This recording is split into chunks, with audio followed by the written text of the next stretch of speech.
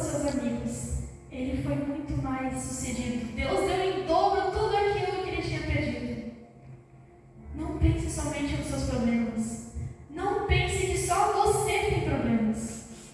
Todos nós passamos por problemas. Todos nós temos as suas dificuldades.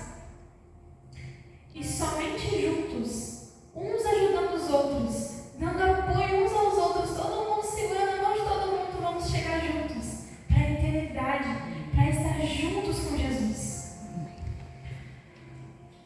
Sabe, aquela hora crucial do ministério de Jesus chegou. Aquele momento decidiria o nosso destino, a nossa história.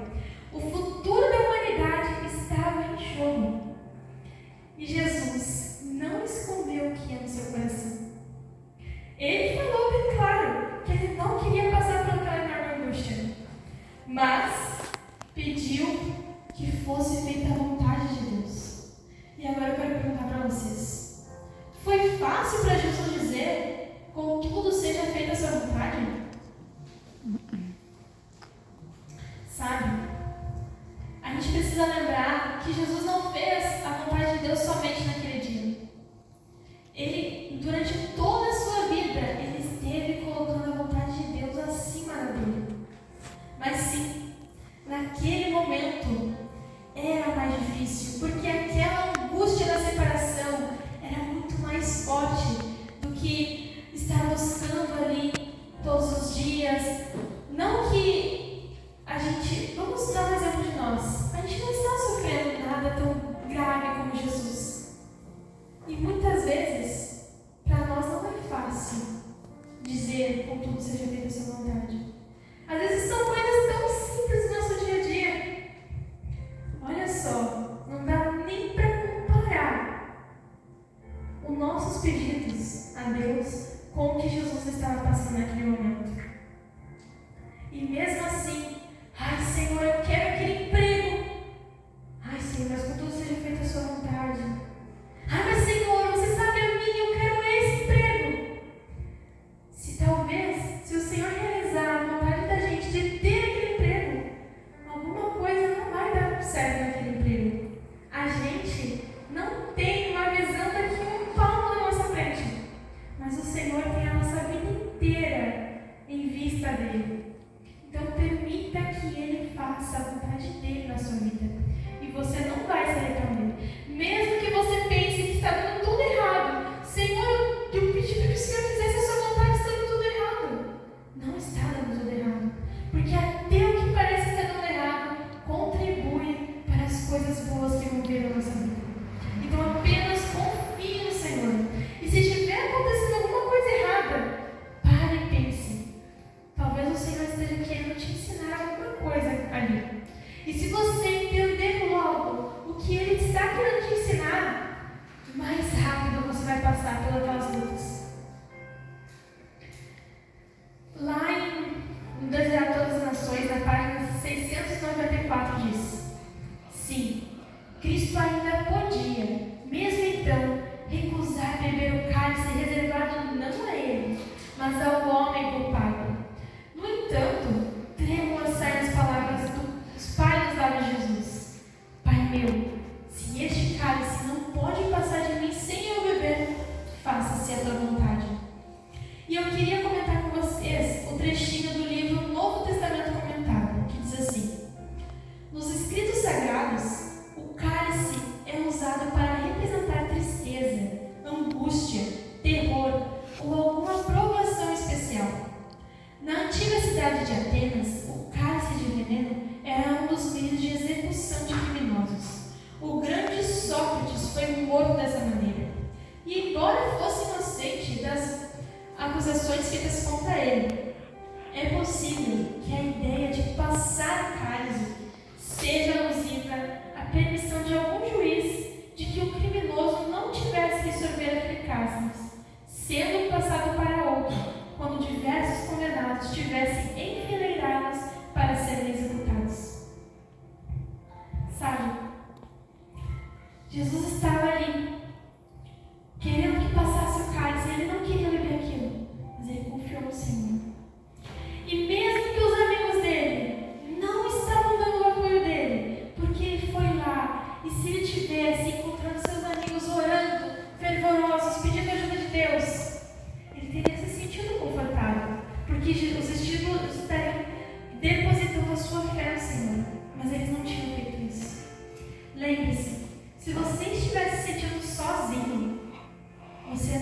está sozinho, porque o Senhor vai enviar os seus anjos para estar junto com você.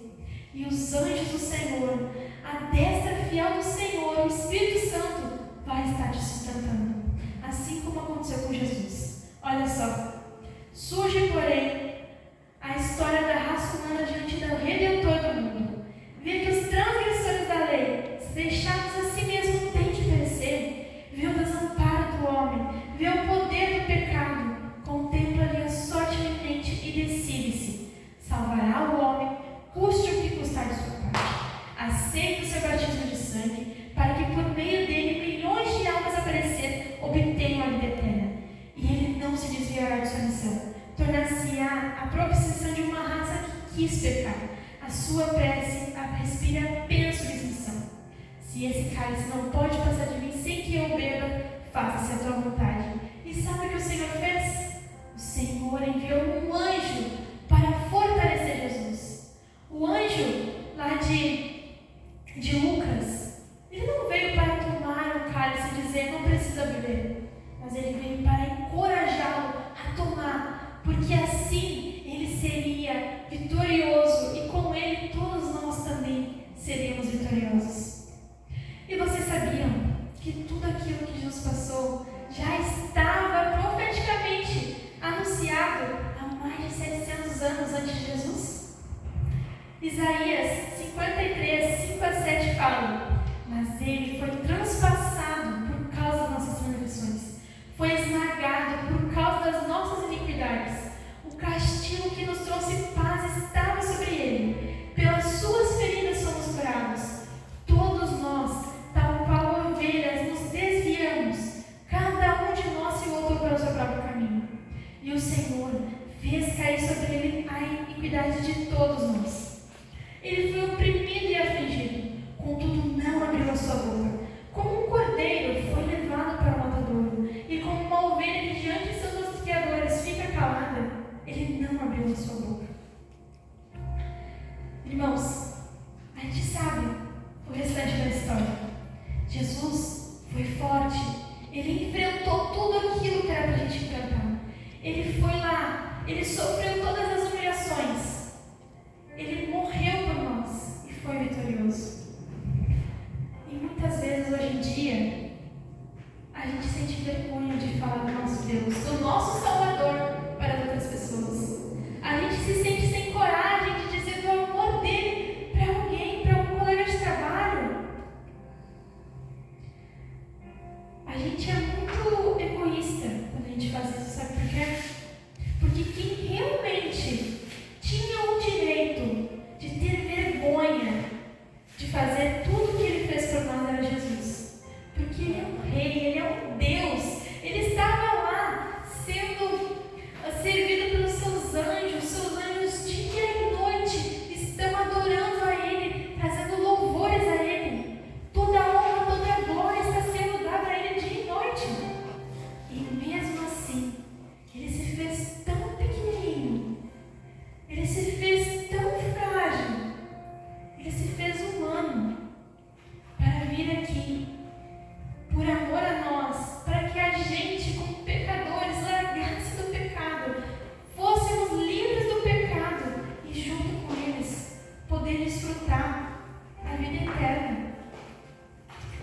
Jesus, ele não só sofreu no jardim de Getsemane, ele não só sofreu ao apanhar, ele não só sofreu as humilhações e zombarias que ele sofreu, ele não só morreu na cruz, mas ainda hoje ele vive todos os dias por causa de nós no santuário, intercedendo por cada um de nós, para que o Senhor tenha misericórdia de nós, para que o Senhor nos livre do que a gente merecia, que o Senhor tenha misericórdia todos os dias de nós, porque ter a misericórdia é não dar o castigo que a gente estava merecendo.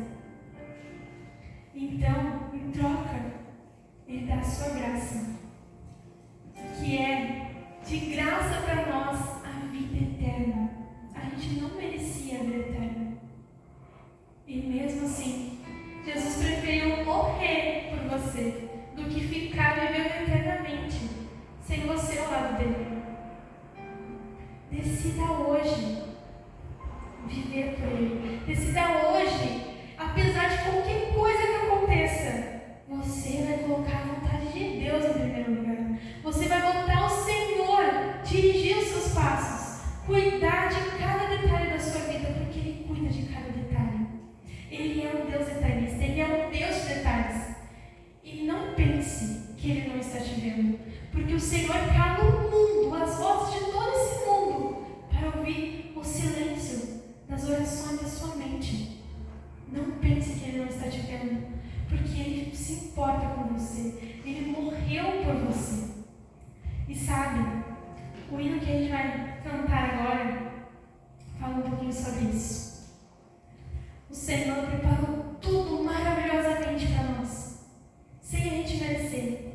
Ele está preparando uma festa para nós, a festa das bodas do Cordeiro.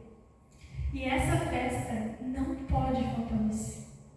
Decida-se hoje, porque Ele está esperando. Ele não voltou ainda, porque Ele quer que você tome a decisão de estar